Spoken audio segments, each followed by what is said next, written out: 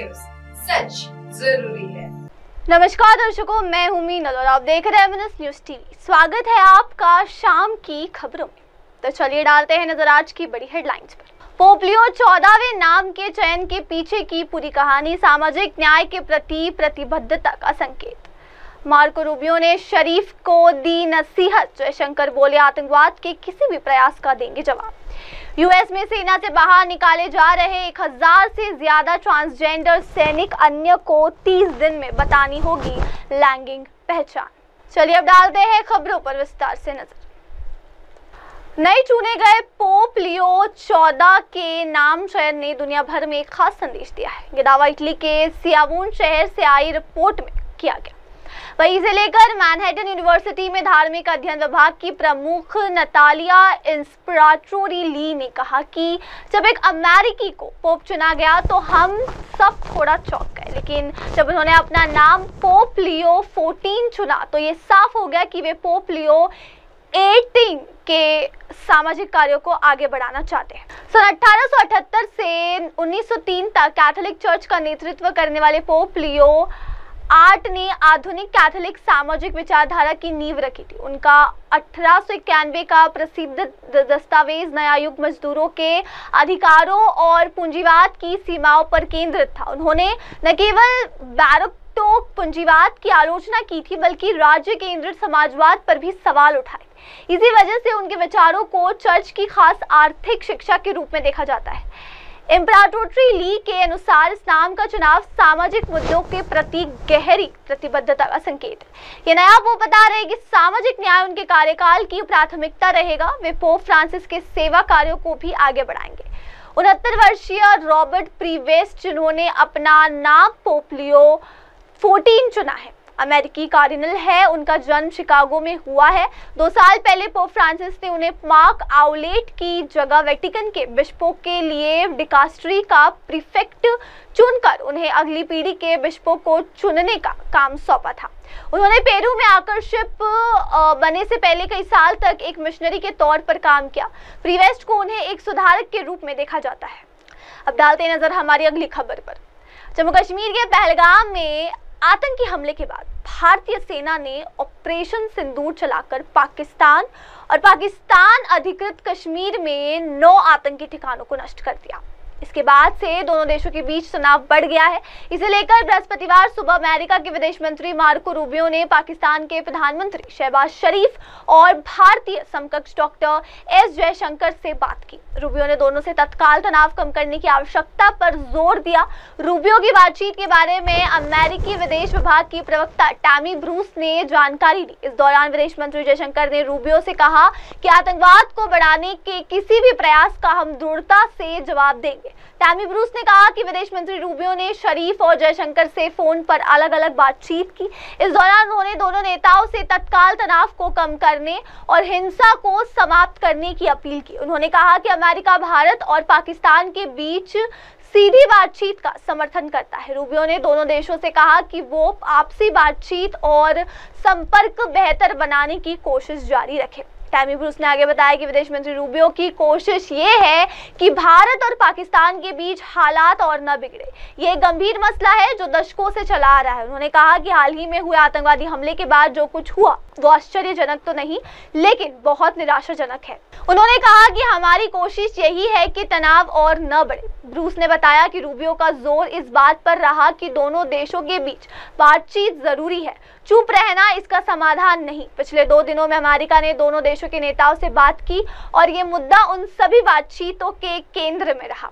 America की सेना ने बृहस्पतिवार को पेंटागन के नए आदेश के बाद 1000 से अधिक ट्रांसजेंडर सैनिकों को निकालना शुरू कर दिया है। इसके अलावा बाकी को लैंगिक पहचान बताने के लिए 30 दिन का समय दिया गया। ये कदम सुप्रीम कोर्ट द्वारा मंगलवार को दिए गए फैसले के बाद उठाया गया है। सुप्रीम कोर्ट ने ट्रंप प्रशासन को सेना में ट्रांसजेंडरों पर प्रतिबंध लागू करने की अनुमति दी थी। अब रक्षा विभाग मेडिकल रिकॉर्ड की जांच करके उन लोगों की भी पहचान करेगा जिन्होंने अभी तक अपनी ट्रांसजेंडर पहचान नहीं बताई। रक्षा मंत्री पीट हेगसेथ ने अदालत के फैसले के बाद एक ज्ञापन जारी किया जिसमें उन्होंने कहा कि अब सेना में कोई ट्रांसजेंडर नहीं होगा। इससे पहले हेगसेथ ने कहा कि उनका विभाग जागरूकता और कमजोरी को पीछे छोड़ रहा रहा है। हेग्सेट ने टैंपा में एक विशेष ऑपरेशन बल सम्मेलन में कहा था, अब कोई सर्वनाम नहीं, अब कोई भी ट्रांसजेंडर व्यक्ति सेना की ड्रेस में नहीं रहेगा। रक्षा विभाग के अधिकारियों ने कहा कि निर्धारित करना मुश्किल है कि वास्तव में कितने ट्रांसजेंडर सेना में हैं। हालांकि मेडिकल रिकॉर्ड में इसका पता चलेगा कि कितने लोगों ने लिंग डिस्फोरिया का निदान किया था।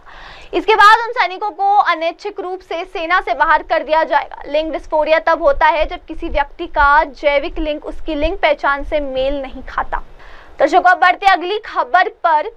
जम्मू कश्मीर के मुख्यमंत्री उमर अब्दुल्ला शुक्रवार सुबह जम्मू पहुंचे। कल रात जम्मू शहर और संभाग के अन्य हिस्सों में पाकिस्तानी ड्रोन द्वारा किए गए सफल हमलों के बाद स्थिति का जायजा लेने के लिए उमर अब्दुल्ला जम्मू पहुंचे और वही रात में भारी गोलाबारी के बाद उपराज्यपाल मनोज सिन्हा उन्हीं सेक्टर का दौरा करेंगे। उपराज्यपाल मौके पर पहुंचकर स्थिति का जायजा लेंगे। भारत के ऑपरेशन सिंदूर और लाहौर में पड़ोसी मुल्क के एयर डिफेंस सिस्टम को तबाह करने के बाद बौखलाए पाकिस्तान ने गुरुवार रात 8 बजे जम्मू संभाग के जम्मू, सांबा, आरएसपुरा और अरनिया सहित कई इलाकों में आत्मघाती ड्रोन और मिसाइलों से असफल हमला किया। भारत के एयर डिफेंस सिस्टम S-400 ने दुश्मन की 8 मिसाइलों और कई ड्रोन को हवा में ही मार गिराया। हमले के साथ ही सीमावर्ती इलाकों में भी भारी गोलाबारी शुरू कर दी। भारतीय सेना दुश्मन को मुंहतोड़ जवाब दे रही है। रात 8 बजे जम्मू शहर धमाकों से गूंजने लगा। धमाकों के साथ ही पूरे शहर की बिजली बंद कर दी गई। बाजारों में खरीदारी करने निकले लोग भी सुरक्षित जगहों की ओर लौटने लगे। मिसाइलों का मलबा लपटों के साथ गिरते दिखा। भारत के साथ जारी तनाव के बीच पाकिस्तान दुनिया में अलग थलग पड़ गया है। यही वजह है कि उसकी उकसावे वाली कार्रवाई की कई देश आलोचना कर रहे हैं। अमेरिका रक्षा मंत्रालय पेंटागन के पूर्व शीर्ष अधिकारी माइकल रूबिन ने एक बड़ा बयान देते हुए पाकिस्तान पर तीखा हमला बोला।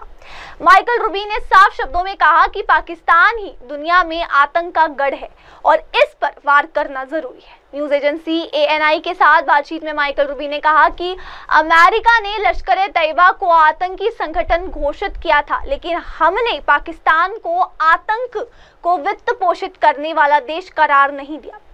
अब समय आ गया है कि हम ऑक्टोपस के बाजुओं पर कार्रवाई करने के बजाय उसके सिर पर हमला करें। अमेरिका को एकमत होकर भारत का समर्थन करना चाहिए। माइकल रूबिन ने भारत के ऑपरेशन सिंदूर का समर्थन करते हुए कहा कि किसी भी लोकतांत्रिक देश के नेता का कर्तव्य है कि वो अपने नागरिकों की सुरक्षा करे। पीएम मोदी और भारत का पूरा राजनीतिक नेतृत्व ये समझ रहा है कि सभी भारतीय खतरे में है। इस सब की शुरुआत तब हुई जब आसिम मुनीर ने कहा कि हिंदू और मुस्लिम एक साथ नहीं रह सकते, लेकिन भारत में दोनों साथ मिलकर रह रहे हैं। पाकिस्तान में ऐसा नहीं हो रहा क्योंकि पाकिस्तान व्यवस्थागत तरीके से अपने अल्पसंख्यकों को देश से बाहर कर रहा है। दर्शकों, अब डालते हैं नजर हमारी अगली खबर पर। भारत और पाकिस्तान के बीच जारी सैन्य तनाव के बीच बांग्लादेश ने कई ऐसे कदम उठाए हैं जिसे लेकर भारत की चिंता बड़ी लाजमी है। ये इसलिए अहम है क्योंकि मोहम्मद यूनुस ने कुछ दिन पहले ही भारत के पूर्वोत्तर राज्यों और सिलीगुड़ी कॉरिडोर को लेकर बयान दिया था। भारत ने पहलगाम हमले के गुनहगारों को सजा देने के लिए पाकिस्तान और POK के अंदर घुसकर कार्रवाई की और आतंकवाद की 9 फैक्ट्रियों को तबाह कर दिया। इसके बाद से ही पाकिस्तान बौखलाया हुआ है। पाकिस्तान ने बृहस्पतिवार की रात एक बार फिर नापाक हरकत की और भारत के सैन्य ठिकानों को निशाना बनाने की कोशिश की, जिसे भारतीय सेना ने मिसाइल डिफेंस सिस्टम और एकीकृत मानव रहित प्रणाली से नाकाम कर दिया। इसके बाद भारत ने जवाबी कार्रवाई करते हुए कई शहरों को निशाना बनाया और लाहौर में उसके एयर डिफेंस सिस्टम को नष्ट कर दिया। इस कार्रवाई के बाद भारत हाई अलर्ट पर है और पाकिस्तान की किसी भी करतूत का जवाब देने के लिए तैयार बैठा है।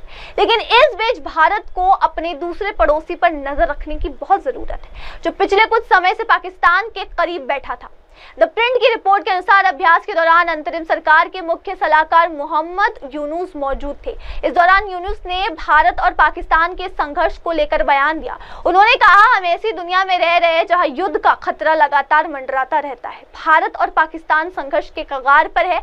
अफवाहें तो यहाँ तक है कि युद्ध कभी भी छिड़ सकता है। ऐसे में बिना तैयारी के रहना आत्मघाती है। अब बढ़ते हैं आगे अगली खबर के साथ। भारत पाकिस्तान के बीच तनाव पर अमेरिकी उपराष्ट्रपति जेडी वेंस ने बड़ा बयान दिया।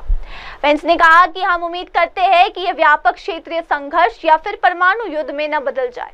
उन्होंने कहा कि अमेरिका इस युद्ध में शामिल नहीं होने जा रहा है। भारत और पाकिस्तान के बीच ताजा संघर्ष पूर्ण युद्ध की ओर बढ़ दिखाई दे रहा है। गुरुवार शुक्रवार की रात सीमा पर दोनों तरफ से हमले जारी रहे। पाकिस्तान ने मिसाइल और ड्रोन से हमला करने की कोशिश की, जिसे पहले से मुस्तैद भारतीय सेना ने पूरी तरह नाकाम कर दिया।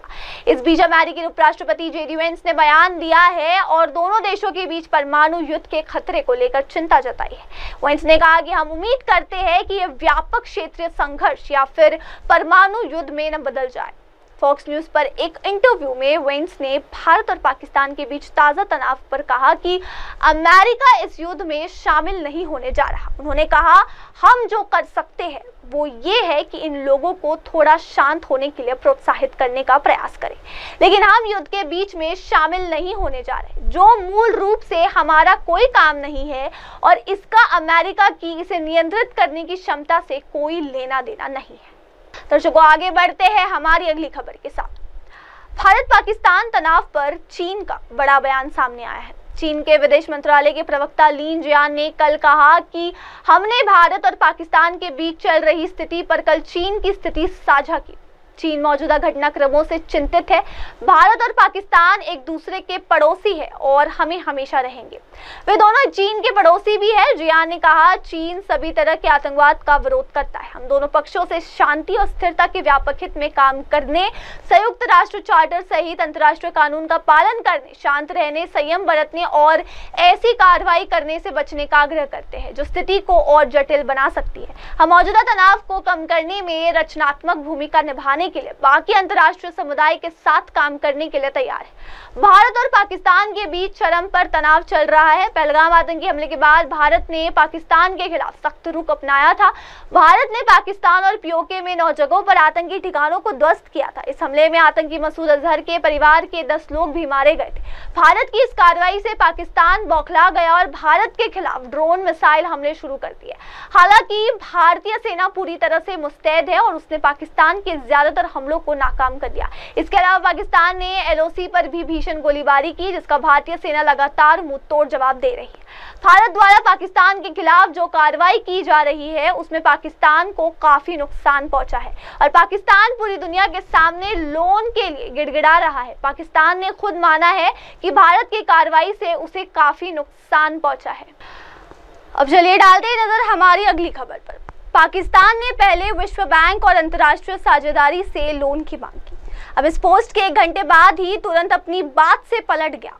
पाकिस्तान सरकार ने अपने पोस्ट से पीछे हटते हुए दावा किया कि इस एक्स हैंडल को हैक कर लिया गया है। पाकिस्तान के आर्थिक मामलों के मंत्रालय ने कहा कि उसने एक्स पर इस तरह का कोई पोस्ट नहीं किया था।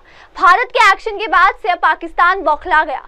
पहले पाकिस्तान सरकार के आर्थिक सलाहकार विभाग की तरफ से एक्स पर एक पोस्ट किया गया। इस पोस्ट में पाकिस्तान और अंतर्राष्ट्रीय साझेदारों और विश्व बैंक से लोन की मांग कर रहा है। अब इसके बाद पाकिस्तान अपने ही बयान से पलट गया और कह रहा है उसने इस तरह का कोई पोस्ट नहीं किया है। पाकिस्तान सरकार ने अपने पोस्ट से पीछे हटते हुए दावा किया कि इस एक्स हैंडल को हैक कर लिया गया। पाकिस्तान के आर्थिक मामलों के मंत्रालय ने कहा कि उसने एक्स पर इस तरह का कोई पोस्ट नहीं किया और दावा किया कि उनका एक्स अकाउंट हैक हो गया है। दर्शकों, फिलहाल वक्त हो गया है ब्रेक का। ब्रेक के बाद लौटेंगे और जानेंगे दुनिया की तमाम खबरें। आगे की खबरें मेरी सहयोगी श्रद्धा तिवारी के साथ। तब तक के लिए देखते रहिए MNS न्यूज TV। नमस्कार। आप देख रहे हैं MNS न्यूज, सच जरूर।